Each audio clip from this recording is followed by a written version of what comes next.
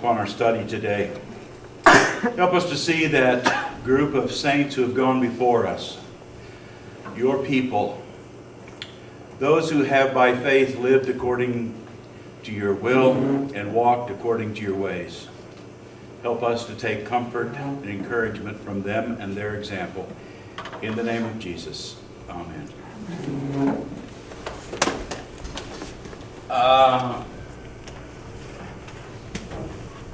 I think actually that's in the last, there we go. Living by faith is the next kind of section, and it covers chapter 11 and chapter 12 of Hebrews. And if you remember, chapter 11 is that long list of heroes of the faith.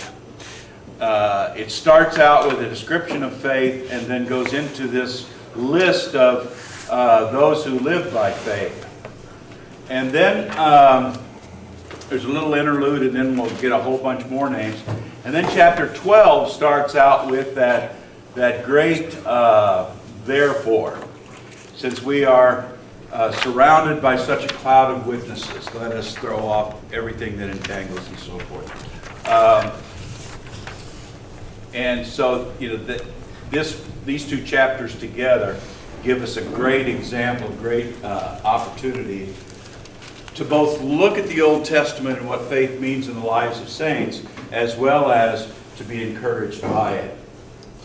So, chapter 11 starts, or chapter 10 ends, "We are not of those who shrink back and are destroyed." Now, that's a reference to the children of Israel who, as they were ready to come out of Egypt, and remember that grumbling time where they said, there was good food back in Egypt. Our lives were so much more, so much better. We had more to eat and all that kind of stuff. We're out here, and every so often people would shrink back. They would complain against God. They would say, enough of this. And then the result of that is that they would be destroyed. So we're going to see, as we go through this next chapter, that those who did not shrink back, those who did not give in to that desire to return to the old way of life, those are the ones who live by faith. So, what is faith? Faith is the assurance of things hoped for. The certainty. And I think that that's one of the critical things in our world today. The critical importance that we recognize that faith gives us certainty. One of the things that was very evident in the Reformation time as Luther looked at his own life and he looked at the lives of the people around him. They had no certainty. The question they were always asking is, have I done enough? Is God happy with me? Is He going to take me as His own? Or instead, am I going to be crushed and destroyed? That was the big problem Luther had. In fact, when he goes to Staupitz, his spiritual advisor, Staupitz finally gets kind of ticked at it. And he says, Luther, why don't you go out and sin at least something worthwhile coming and confessing? You're digging up every little piddly thing you can think of to draw your confession out and try to make every single sin confessed. Why don't you do something that is worth confessing, kind of thing. Luther didn't take that advice, but it really emphasized just how fearful Luther was that he was not going to be saved, that he was not going to make it, that he was going to forget a sin that was going to hold him out of eternity. Of course, later in his life, that's not such a problem. He goes on to say, sin boldly. If you're caught in between one sin and another, sin boldly, God's going to forgive you. Go on with your life and do your stuff. But faith is the assurance. It is the conviction. It is the certainty that we cannot see. And remember, hope in the Scriptures, in the New Testament, the word hope is the word which describes something you can't see, but you are certain of. And I really like the illustration of hope is like a light switch in a dark room.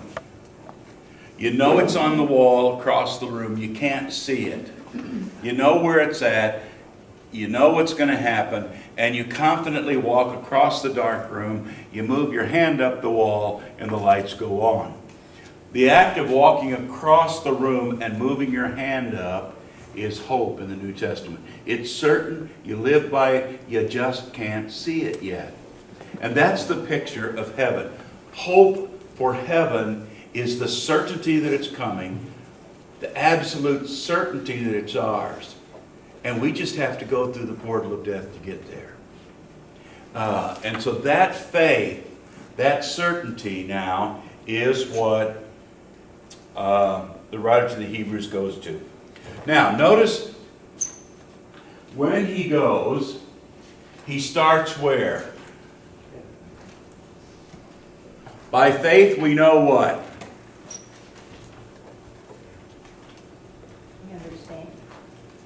We understand the universe was formed. The universe was formed by God's command. God spoke the world into existence. So starting right there at creation, starting at the very beginning of the Scriptures, what he's going to do is he's going to walk through the Old Testament. Okay? But we have to start right at the beginning. We have to start with our faith in the place where God draws us in.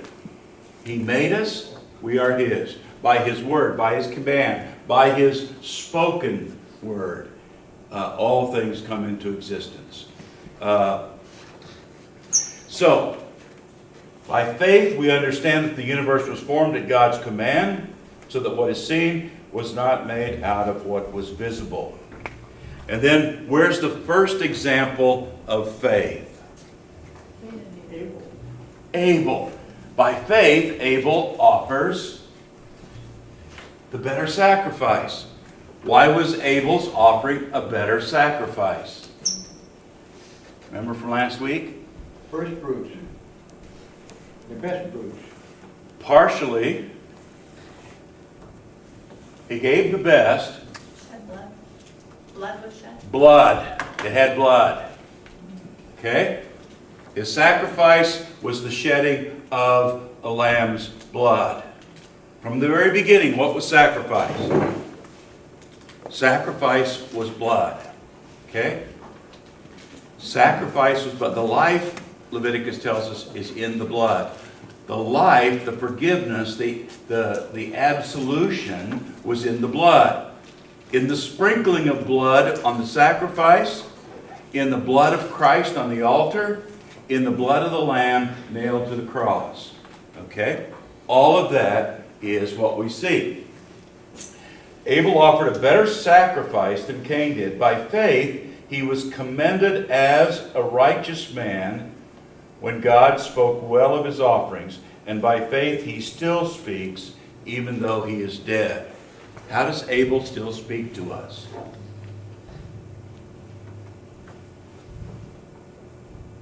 Well, every time we read the Scriptures, we know the history of God's relationship with man. Right, from the very beginning. I'd say this example. Yeah, example. Okay. Abel's blood cried out to the Lord, and the Lord heard him, and out of that, Cain is confronted by God. Abel still speaks to us of sacrifice. He makes the sacrifice that is pleasing to God. Now, by faith, Enoch, and these, all of these men of faith, you see the passages there listed on your sheet. Abel and then Enoch. What's unique about Enoch? didn't experience death. Did not experience death. Yeah. Here's a bit of trivia for you. Who was the oldest man in the Bible who died before his father died?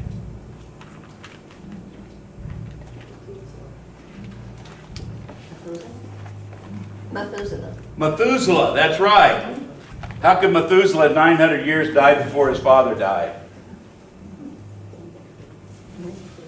Because his father was Enoch. Enoch walked with God. Enoch did not die. And his son, Methuselah, was the longest living person on earth. Okay? Okay. Enoch walked with God. What does that mean?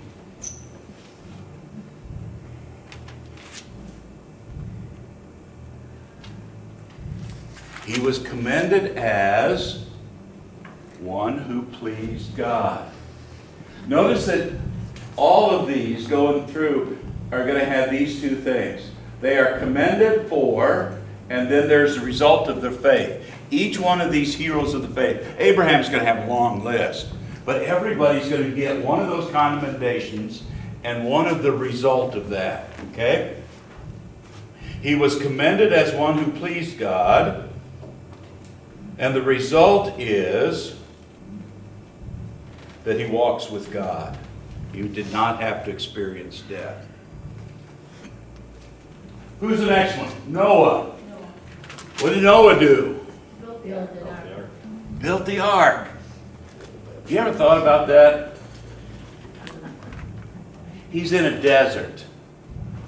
And he's building a huge boat. And the Hebrew you can read one or two ways. That Genesis account you can read one or two ways. And perhaps both of them are equally true. Man's days will not be but 120. Now, a number of scholars take that to mean that Noah had 120 years to build that ark. Okay? Some take that also to mean that no man's going to ever live more than 120 years after that. That man's life is going to be radically shortened. Both of those cases are true. Noah builds the ark. And so imagine for 120 years being poked fun at, ridiculed, because you've got this huge boat out in the middle of a desert. Okay? And you can see that as you read through, where Noah is constantly giving a witness to the people for their sinfulness and for their disregard of God and the destruction that's coming. What's the next one? Abraham. Notice we get about 12, 13 chapters with Abraham. There's a whole bunch of stuff that Abraham does. Notice the commendations that you get with Abraham. His obedience to go to the promised land. Okay? That was the first thing. Abraham, here's the land I'm going to give you. The second thing was Sarah and his receiving the promise. Now you remember that story where Sarah does what? Laughs. Abraham is as good as dead. Out of death comes life. Out of faith, out of deadness in our sin, comes the faith and life that goes with it. To be faithful is to listen to the promise. Now notice verse 13. All these people were still living when what? They were living by faith, and then they died. Did they get to see everything that was promised? No, they didn't. Did Abraham get to see the people possess the land? No, he didn't. Okay? They carried his bones back, but he didn't get to see it. Okay? Or not his bones. Jacob's bones. Okay?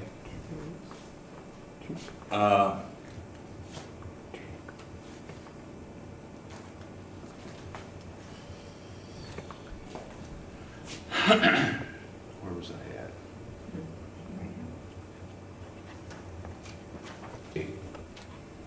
Little interlude, and we're going to go back to Abraham. But what do we need to understand? Are we always able to see what it is that God has promised and that we are walking towards? Remember the hope illustration, right? Can we always see where we're going? Faith gives us the chance not so much to see where we're going, but to be comfortable in what? Going there. In our journey. Okay? We are comfortable walking by faith. We are comfortable living that way. They had been thinking of the country they left. They would have had opportunity to return. Instead, verse 16, they were longing for a better country, a heavenly one. Now, why is this critical at the time that the book of Hebrews is written, and also for us today? They were living in a time of turmoil. Yeah, they were living in a time of great turmoil. The temple had been destroyed, if you take the later dating. The whole situation was changed. If you go with the early one, there's no sitting king. All of their rituals, all that kind of stuff is in jeopardy. The stuff they had been doing for generations was in doubt. And out of that, even as they prepare for all these changes, what are they doing? They're living not for this world, but for the world to come. Same thing with you and I. There was a devotional by Max Lucado the other day. Is his prediction for the day after the election. Okay? And it went kind of like this. God is still going to be in his heaven. We're still going to be in his control. And he's still going to love us and take care of us. In other words, regardless of what the next few years brings in this country as a result of the election we're facing, God is still in control. Still his world. We are still his people. And regardless of what change comes because of the situation our country is in, we will still be in God's hand. And I think that that is the message here of this little interlude. Okay? We're still going to be in God's hands. And it's not about this world. What's the worst they can do to us? Kill. Make us suffer. The worst is not to kill us, because that frees us to eternity. The worst they can do to us is make us keep living here. Okay? And see, that is part of what this writer to the Hebrews is saying. Now, notice he comes back to Abraham then in verse 17. He tested him, offered Isaac a sacrifice, and he sent him up on the mountain. Now, when you think about that whole sacrifice situation with Isaac, what are you drawn back to? What happens to Isaac?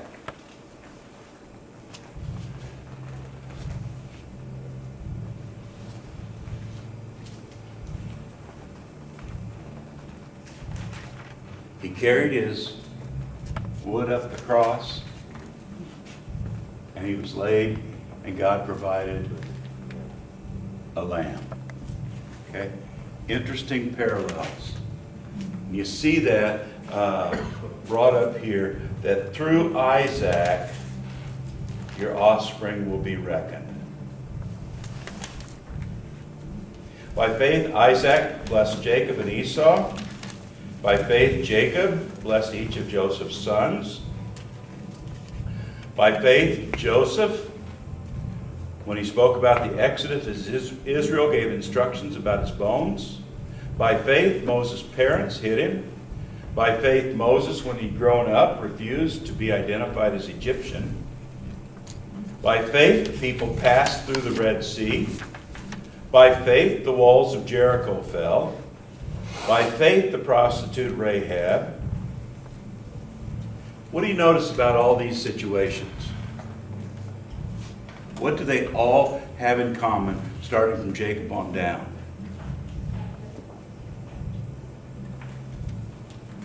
What are they all about?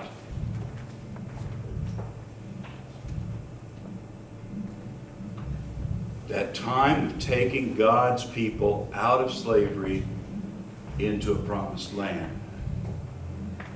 They all draw us into understanding what it means that God sees us in our sin and draws us out. Who does he provide that through? Well, first of all, his servant Moses. Okay?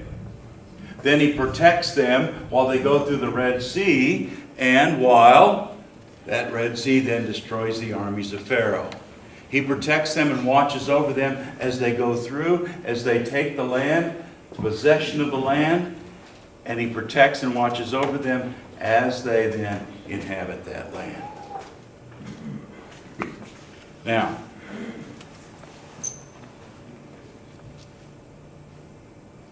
where does he go from there? Well, he says, this sermon isn't going to be forever. I better stop talking about these guys, and I'll just give you some other examples for you guys to look up when you get home. Okay? So, remember, you got Gideon, you got Barak, you got Samson, you got Jephthah, David, Samuel. You got all those prophets who through faith, and then notice the list, conquered kingdoms, administered justice, gained what was promised, who shut the mouth of lions, that's Daniel, quenched the fury of the flame, Shadrach, Meshach, and Abednego, right? Escaped the edge of the sword, whose weakness was turned to strength, who became powerful in battle and routed foreign armies. Women received back their dead. Lazarus. Okay, that's New Testament. Well, Elijah and Elisha, right? Two examples of resurrection in the Old Testament.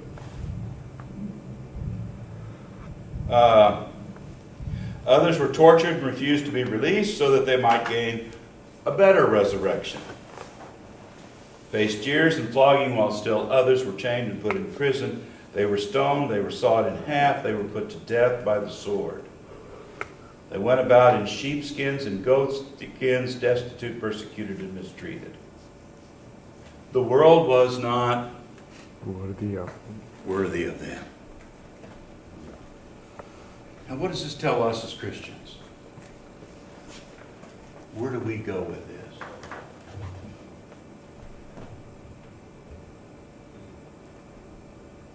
Do we ever suffer any of those things? Well, we haven't been sawed in half lately, right? Although if they did it this way, maybe it wouldn't hurt me so much, right? But we also endure the hardships of this world. And what the writer is saying to us too is the same thing. The world is not worthy of the church. The world is not worthy of the Christians who come and make this a better place, who are the hands and feet of Jesus in the service to the world.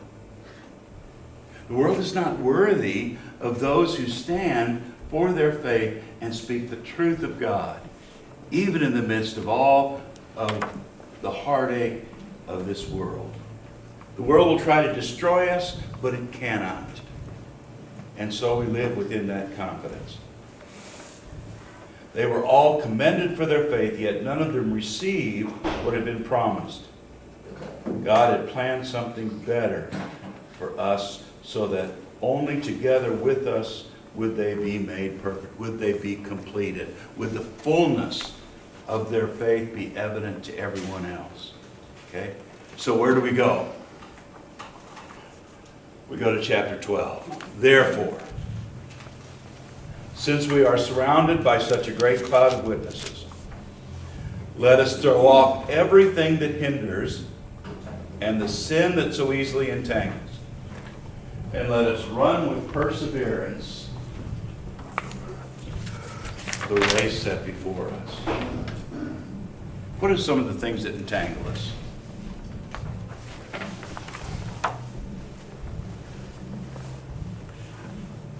Worry. Worry. Pretty easy to let worry get to us, isn't it?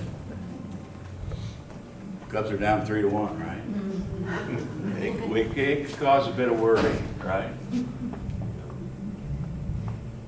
But think about all of the problems in this world. We're coming up on an election that we don't know what's going to happen. How drastically our world is going to change. But more than that, you look at what's going on in the Middle East with ISIS and all that kind of stuff.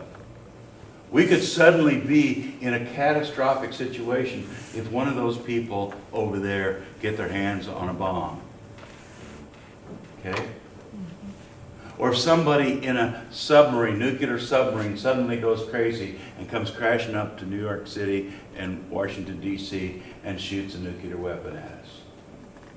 Okay? Think of what happened with the Twin Towers. Think about how our world is so different. Okay? Somebody get a load of anthrax, put it in a crop sprayer, and fly over Chicago. Okay?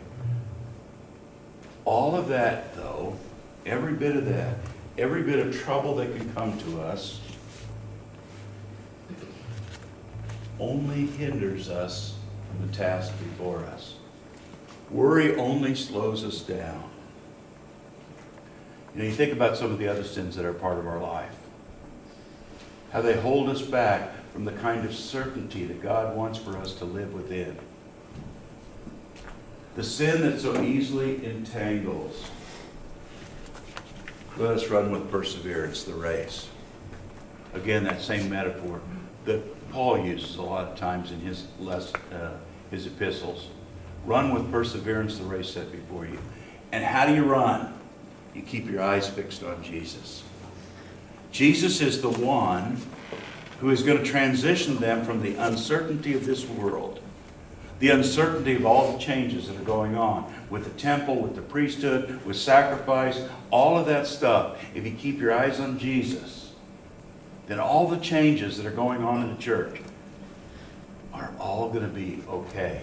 Because keeping our eyes fixed on Jesus, He is the one who has written and has completed, the author and the perfecter, the finisher, the completer of our faith. One of the coolest things about these verses is that whole concept of the completion, the perfection of our faith. The tetelestai of the cross. It is finished.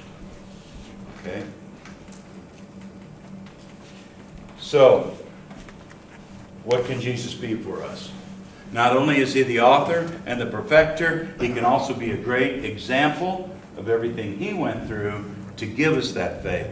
And if He went through those things to give it to us, we ought to endure it as He endured it. We haven't been killed yet, He goes on to say, and so let's hang on. Hang on till we get the gift Christ gives. And then He goes into discipline. What's the difference between discipline and punishment?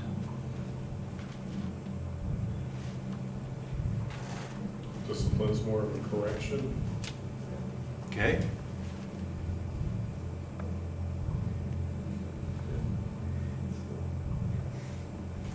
One looks back, the other looks forward.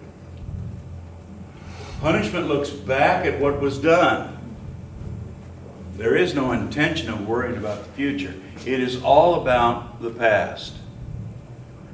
Discipline is all about the future.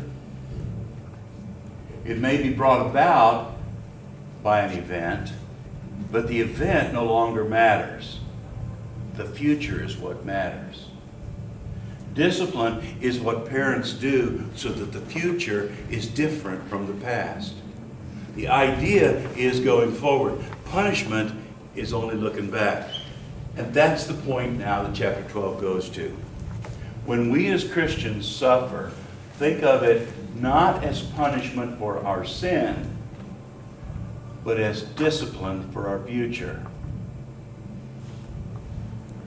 Why don't we need to worry about it as punishment for our sin? It's not going to be there. It's not going to be there. Well, Louder. the punishment is not going to be there. It's not going to be there. Why not? He forgives us. Forgiveness? Jesus took the punishment for us. Jesus took the punishment. All the punishment for our sin is Paid for. paid for. It's on the cross. It's nailed to the cross with Christ, and all the punishment is gone. There is no punishment for sin. Christ bore it all. Now, what is there? There's discipline.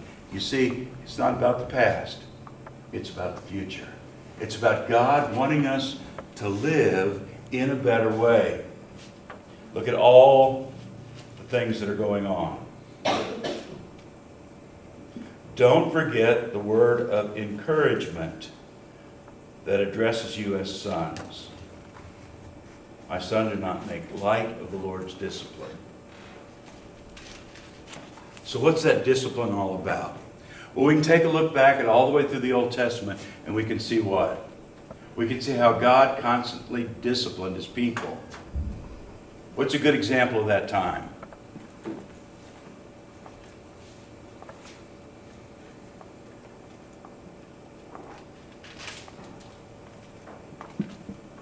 Ten Commandments? 10 Commandments. When Moses comes down the mountainside, what's going on? Worshipping a golden calf, right? The discipline there does what? It draws his people into what? A future. All the times of the Old Testament there, during that whole time of wandering, was to do what? It was to draw Israel into a future. All of those things that happened were to draw Israel into a future. When the judges were along and they were overtaken by a neighboring country, what was going on in that discipline? It was to draw them back to God, back into a future. All the way through. When the children of Israel were carried off into Babylon, what was it for? It was to discipline them and draw Israel back into a future. Back into fulfillment. Okay? Now, individually, we get the same thing. God disciplines as sons, as Israel, as his people, as his children. And he disciplines us into a future. So, why do we endure? We endure because God is drawing us into heaven. He wants us to have a future. He wants us to be his people forever. And because of that, we live within that certainty.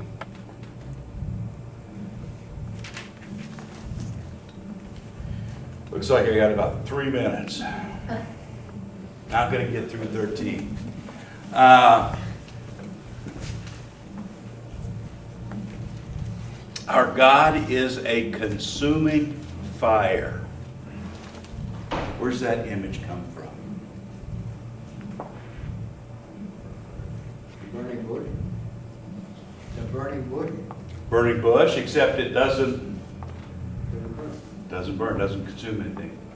What was the sacrifice? It was Burned. consumed, Consumed. right?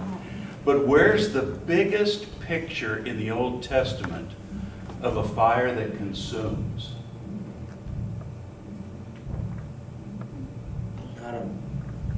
Sodom. Okay? I was thinking of a more positive one.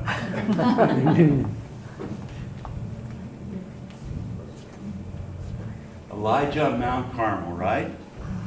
Yes. Our God is a consuming fire. He comes and He takes the whole thing. And why does He do that? So He can make this big spectacle of those who will not have Him. Jezebel and her false prophets. Okay? Remember, they got the first crack at it? Maybe your God's asleep. Maybe if you shouted a little louder. Well, maybe if you hurt yourself a little bit, He'd feel sorry for you. Okay? And then God, my God's so powerful. I'm going to dump a bunch of water on here. I don't want to make it easy on Him. And what happens? Okay, God, show your power now. And it consumes the sacrifice, and it consumes the altar. It takes it all. God, who comes as a consuming fire, proves who He is and gives us His witness of what that means. We'll leave chapter 13 for next week. Or not next week. Next week is Pastor Gilbert, district president. He's going to come talk about the 6 Great Commissions.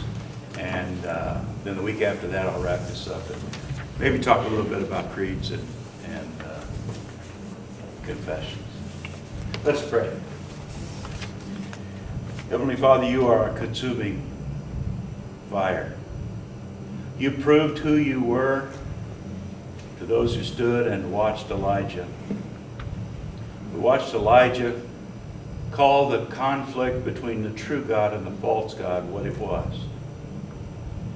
And as Elijah wearied on the task that You had set him on, You reminded him again of Your great gift. The gift that comes through the continuity of Your word in the Old Testament, that You had reserved for Yourself people